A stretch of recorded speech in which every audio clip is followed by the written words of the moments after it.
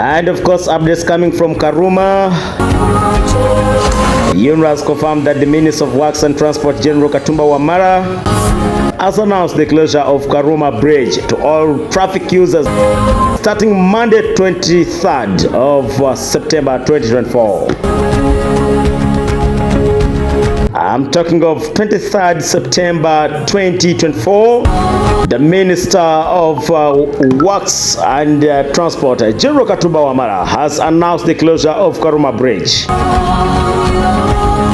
And of course, the contractor will immediately start the demolition of the concrete deck to allow major works for its restoration.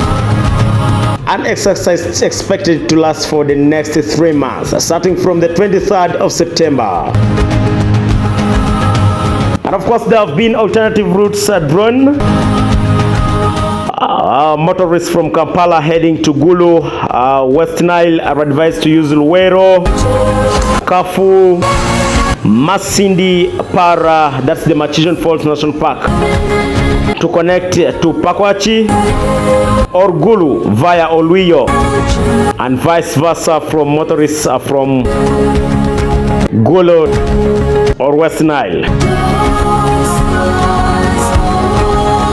On the same note, motorists to Lira can use the Rwenkunye Apac route via the Masindi Port Ferry.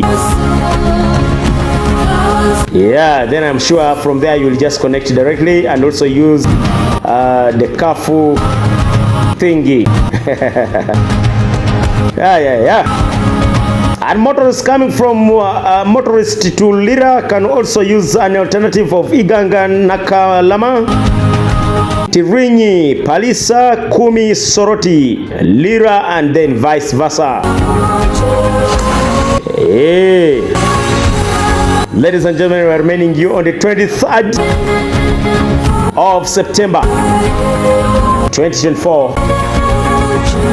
Officially, the closure of Karuma Bridge will be starting, and the contractors will immediately start the demolition of the concrete deck. If you are still there, kindly move so that the time can get you when you are out of where you need to save time. But the alternative routes are still put on.